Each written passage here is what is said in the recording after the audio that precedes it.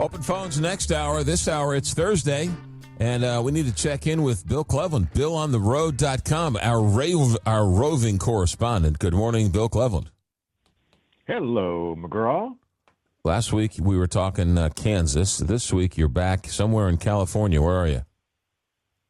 I am in the beautiful coastal town of Carlsbad, California. Have you ever heard of Carlsbad, California? I thought there was a Carlsbad, New Mexico. There is a Carlsbad, New Mexico. That's where Carlsbad Caverns is located. Okay, but you're not in the caverns. You're just on the beach. Hang on, let me check. Nope, not in the caverns. Had to take a look around, At the end of the day, I don't know where I am. Where is Carlsbad, California? So, if you know anything about the Pacific Coast and you've been to maybe San Diego, Carlsbad is just north of San Diego. I'd say probably 30 minutes or so from the northern part of San Diego. And and if you know where Oceanside, California is, it's just to the south of Oceanside. And honestly, over the last few years when I've been doing these visits out to California, I've been trying to pay attention to some of these, coastal towns because they all have character, they all have interesting things, and so Carlsbad was one that I wanted to focus on because honestly, I'd never been there. I know I had driven by Carlsbad probably 20 times over the last 10 years or whatever, and so so I was really excited to stop the car and spend a few days here. Beautiful. All right, good. So I'm assuming you're somewhere on the water, right? That's what it's known for?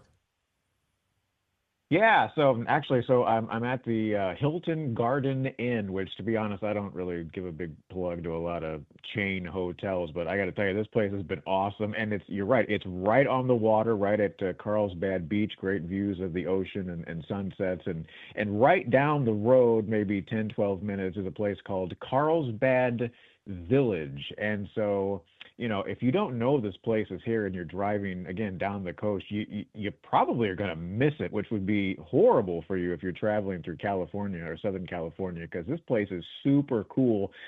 Everything you could think of, all kinds of locally owned restaurants and really cool little shops and just, a lot of good people watching, if I'm being honest with you.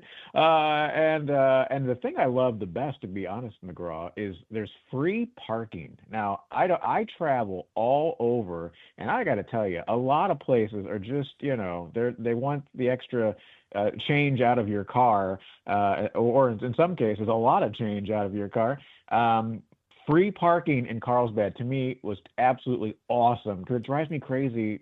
Maybe this is just me, but if I'm going to go spend money at a restaurant or I'm going to a museum or whatever, I shouldn't have to pay to go and spend more money in your town. So it drives me crazy. So I don't know. It's a passion for me to. I've never heard. I would think, right? I don't. That sounds like. Is that on their slogan? Is that on their Chamber of Commerce website, and free parking to boot? No, but you heard it here first, maybe from Bill on the Road. But it is. It's. For people who are visiting, especially, it's just a nice thing because you're there to spend some money, and I think it's nice that they're not going to try to screw you over and charge you for parking. I don't know. That's a nice thing. Hey, well, let me ask you, you have a couple things you wanted to plug, but let me ask you just the real estate. Is it high end? Is it luxury? Are they $1 million homes or, I guess, $1 billion homes, or is it much more reasonable? Oh, gosh. Yeah, I think there's higher end homes, which you're going to find really all up and down the Pacific Coast. But then, once you kind of go inland a little bit, there are other cities, other municipalities, certain neighborhoods where middle class people can live. Now, I'll just be honest with you. California is expensive to live in. It is. I lived here when I was very young, and I had to move out of California, right after high school, because I thought there's no way that I want to live here as an 18-year-old with 12 roommates to be able to afford the rent in some apartment, So it's a little more expensive in Southern California, but the locals will tell you that it is totally worth it, and I can see the point when you see the sun coming up over the ocean every day, great food everywhere. And of course, the weather is fantastic most of the year. Yeah. What's this? Are you seeing any surfers? That has to be a lot of surfers over there. Yeah, Carlsbad is really big on surfing. They tried to get me to do a surfing lesson, and I said, I don't think you've seen me. I'm not cut out for surfing. But it's a big deal here. And what's really funny, McGraw, I say it's funny because I've never seen it, but locals, I'm sure, are used to this.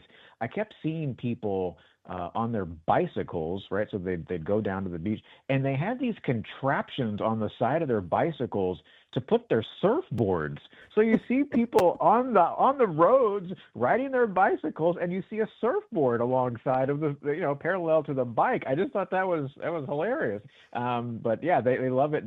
It's a big part of the culture here. Locals who like real surfers, they do what's called dawn patrol.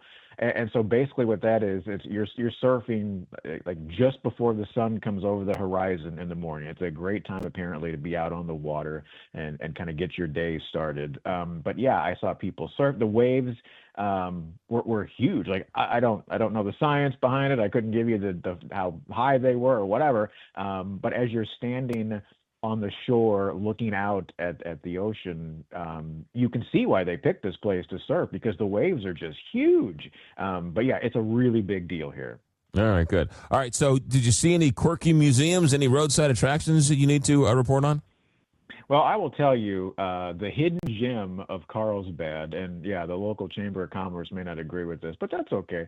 There is a place called the Miniature Engineering Craftsmanship Museum, okay? And it's kind of tucked away in like an industrial area, maybe not an industrial area, like commercial buildings, office buildings and stuff. But they have their own building, and so basically what this is, it's guys who can build stuff, like real men, right? That can build things, and you would appreciate this because I know you like to build stuff, but. So, for example, the probably the most valuable thing that they have in their museum, and you have to remember, so all of these things are like fine scale miniatures, right? So everything is small versions of everything, and so I think like the biggest thing or the most maybe high end thing that they had was a 1/6 scale 1932 Duesenberg SJ car that took 10 years, 40 hours a week, and 6,000 parts to build from scratch. It was unbelievable. And all of these things, cars, boats, motors, engines, airplanes, all over the place. Stuff was motorized and things were moving, but it was all tiny, and all of these tiny little parts these people made from scratch. Now it's not just wood, but like metals and aluminum. It was unbelievable, and they had it where like you'd walk by certain things, and there'd be like motion detectors would set off a display case, and all of a sudden you got carousels spinning around and robots moving. And I'm telling you, the place was so cool. It was my favorite thing in all of Carlsbad. I just thought it was amazing. And it's a team of engineers or one person builds one of these things? I mean, it sounds very labor intensive. Oh my God. Well, yeah. Well, so the car that I mentioned, it took a guy 10 years to build this thing. It's like 40 hours a week. So all of these things take a long time to build. These are guys, let's just be honest, it's a lost art. Like there are not a lot of people doing this anymore. These were mostly, guys from days gone by who would build these things that had the time and the patience and the know-how, to be honest with you. They unlike me, they paid attention in shop class apparently, and just built these things. And so it's a huge collection of these things. And honestly, I told the guy when I made contact with him initially, I said, I just want to come by for a quick visit, maybe 20 minutes. He said, you won't be able to stay in here for 20 minutes. This is like a 2-hour thing. And I didn't understand it until I walked in, and I thought, holy cow, unbelievable, super, super cool. It's model airplanes and model cars, right? Handmade?